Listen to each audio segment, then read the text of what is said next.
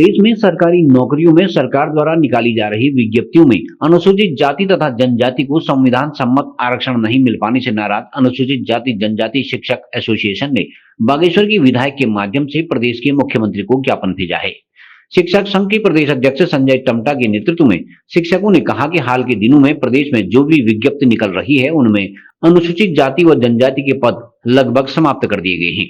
संविधान सम्मत आरक्षण तथा रोस्टर का पालन नहीं किया जा रहा है। सरकार के इस कृत्य से सरकारी नौकरियों में अनुसूचित जाति व जनजाति का प्रतिनिधित्व लगातार घटता जा रहा है।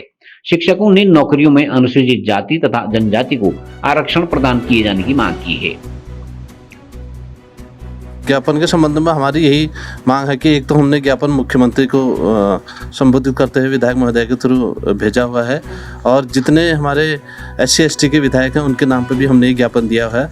जैसे कि हमारे प्रदेश अध्यक्ष जी ने बताया ऑलरेडी कि आज जो भी विज्ञप्ति आ रही है उसमें रिजर्वेशन का पालन नहीं हो रहा सीधे तरीके से।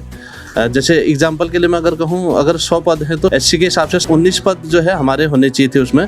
आज हम देख रहे हैं कि एक भी पद जो है हमारा के लिए नहीं आ रहे हैं। तो ये जो विसंगतियाँ आ रही हैं तो उसी के संबंध में हमने ये ज्ञापन विधायक जी को दिया हुआ है और उनके थ्रू मुख्यमंत्री को भी भेजा है और विधायक जी से हमारा निवेदन भी किया कि उनको व्यक्तिगत तौर पर भी जो है उसमें रुचि दिखाते हुए वो मांग आगे बढ़ाए। सर, ज्ञापन ये दे रखा है कि हम जो है विगत 2-3 वर्षों से ऐसी विज्ञप्तियां आ रही हैं पूरे प्रदेश में।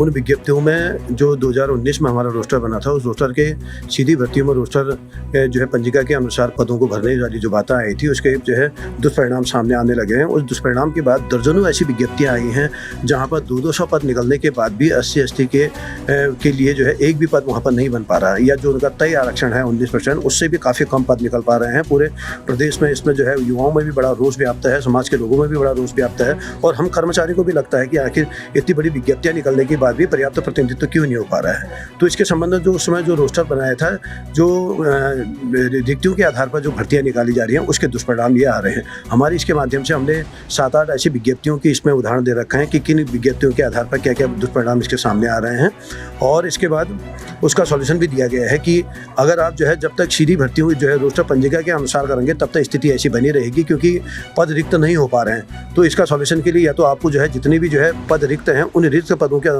अकॉर्डिंग विज्ञप्ति में जितने भी पद आ रहे हैं उसका सीधे कोटा तय कीजिए, या जो हमारे पदोन्नति वाले विभागीय पदोन्नति वाले पद हैं उनमें भी जो रोस्टर का पालन किया जाना चाहिए, अथवा टोटल जितने किसी भी विभाग में जितने भी पद होते हैं उन पदों की गणना के आधार पर ही रोस्टर तय किया जाए। ये है। तो इसके संबंध में आज हम माननीय विधायक जी के माध्यम से माननीय मुख्यमंत्री जी के लिए ज्ञापन दिया गया है और प्रदेश के जितने भी 13 SC ST के जो विधायक वहाँ पर बैठे हुए हैं उनका दायित्व बनता है कि भाई SC ST का प्रतिनिधित्व सुनिश्चित करें, पूरे जो है राज्याधीन सेवाओं में उनका प्रतिनिधित्व सुनिश्चित करें। तो इसके लिए पूरे उनके माध्यम से आज पूरा एक योजना है उनको सभी तक ये सूचनाएं पहुँचाने की। यह बहुत बड़े जो है एक तरह से संवैधानिक हितों पर बहुत बड़ी चोट हो रही है। लगातार प्रतिनिधित्व कम होते जा रहा है, ये बहुत चिंता का विषय है। इसलिए एक चिंतनशील व्यक्ति होने के नाते, शिक्षक होने के नाते हम सबका दायित्व बनता है कि भाई समाज में जहाँ जहाँ प्रतिनिधित्व नहीं हो रहा है उसकी बात को हम शासन तक प्रशासन तक पहुँचाएं और ये सीधे हमारे कर्मचारी और शिक्षकों के हितों को भी प्रभावित कर रहा है।